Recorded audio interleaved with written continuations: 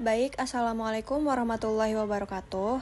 Perkenalkan kami dari kelompok 3. Di sini kami akan memaparkan hasil wawancara kami dengan judul Peran PCM Umbul Harjo dalam mendukung program kesehatan masyarakat. Selanjutnya di sini ada anggota kelompoknya. Yang pertama itu ada Yola Depitasari, yang kedua ada Aprilia Dwi Sadinda, yang ketiga ada Ramita Dika Nuraini, yang keempat ada Hairunisa Mulia Makbul, yang kelima ada Sonia, dan yang terakhir ada Desinta Kunti Eka Lestari. Kemudian di sini ada sejarah PCM Umbul Harjo atau Pimpinan Cabang Muhammadiyah Umbul Harjo, Yogyakarta yang terletak di Jalan Galagasari, Yogyakarta, dan dikomandoi Mursi Haryono merupakan Muhammadiyah cabang yang memiliki banyak amal usaha Muhammadiyah. PCM Umbul Harjo itu sendiri didirikan pada tahun 1965 atas inisiatif Bapak Fadil KRT Widya Diningrat, Jurjani Wasol Widya Pratono, dan Buliani. Dan ini merupakan cabang dari cabang Pakualaman. Kemudian ada struktur organisasi. Struktur organisasi ini terdiri dari beberapa peran penting yang menunjang jalannya program kesehatan masyarakat. Yang pertama itu ada ketua, yang merupakan staf dari pimpinan cabang Muhammadiyah yang berperan sebagai penanggung jawab utama. Yang kedua itu ada wakil ketua, sekretaris, dan bendahara. Di sini juga ikut andil dalam koordinasi serta pengelolaan administrasi dan keuangan organisasi.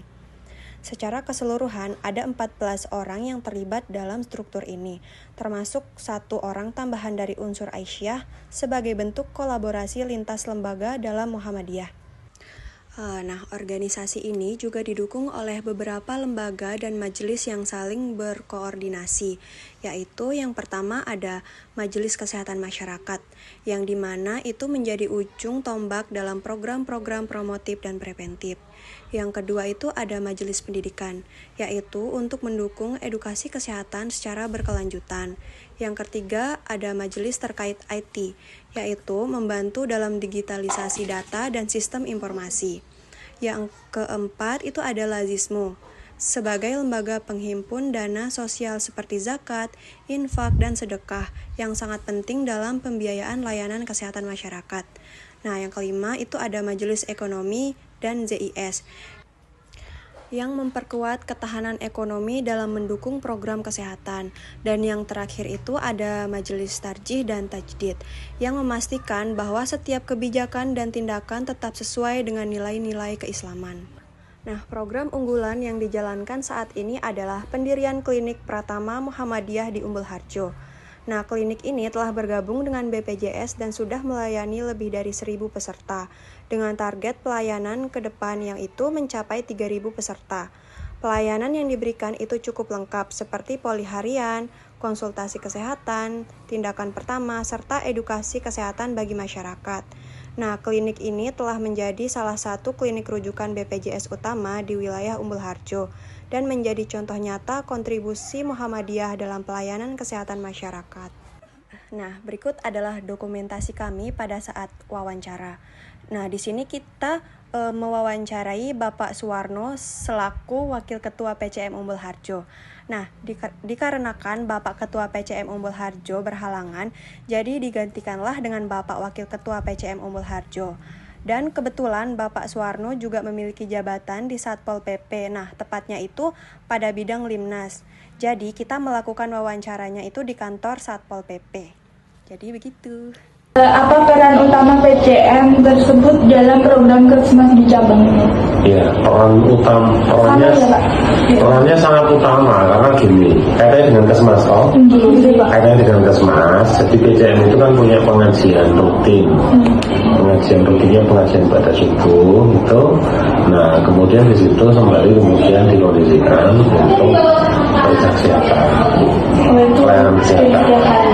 Bukan setiap hari pas pengajian pimpinan, pengajian apa? Ada pengajian pimpinan, ada pengajian yang itu pengajian fajar berkeluarga.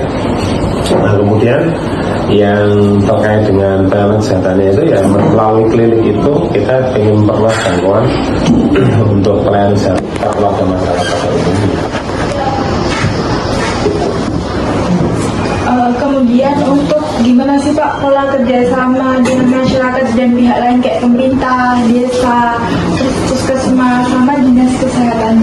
Pola kerjasamanya bersifat kolaboratif, koordinatif gitu ya. Kalau bersifat kolaboratif, koordinatif, konsultatif. Kalau koordinatif itu misalnya pimpinan cabang Muhammadiyah Penajam mengadakan kegiatan. Nah di situ nanti kan ada berbagai yang terkait, misalnya dengan dunia usaha, kaitannya dengan sponsorship, gitu ya. Terus kemudian kalau itu kegiatan melibatkan masyarakat banyak, maka cipta kondisi ketentraman tertibannya dengan kepolisian, gitu kan. Terus kemudian misalnya itu nanti berkaitan dengan instansi terkait pemerintah, maka kemudian dihadirkan pemerintah Pak Lurah, kemudian Pak sama kalau namanya Menteri Pamungpraja itu sama MTP disebut namanya. Terus kemudian dinas terkait gitu ya. Konsultatif misalnya apa? Misalnya perpanjangan izin ini gitu kan. Kita dengan kesehatan gitu kan.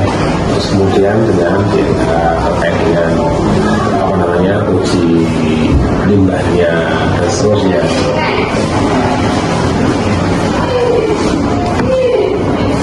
Nah dalam sebuah kayak PCM itu kan biasanya ada sebuah tantangan Pak. Nah kira-kira apa sih Pak tantangan yang dihadapi selama ini di dalam bidang kesehatan masyarakat tersendiri dalam pelaksanaannya? Iya, tantangan di kita itu kan baik itu di Muhammadiyah maupun di masyarakat pada umumnya terkait dengan kesehatan itu penerapan pola hidup bersih sehat. Jadi masyarakat kita ini sekarang pola konsumsinya sangat jelek. Ya loh, mimi itu kan. Iya jelas betul. Ya toh, yang penting cepat saji, enak, murah, marki. Bukan nutrisi enggak diperhatikan. Itu PR besar kita. Sehingga pada akhirnya akan melahirkan generasi yang kemudian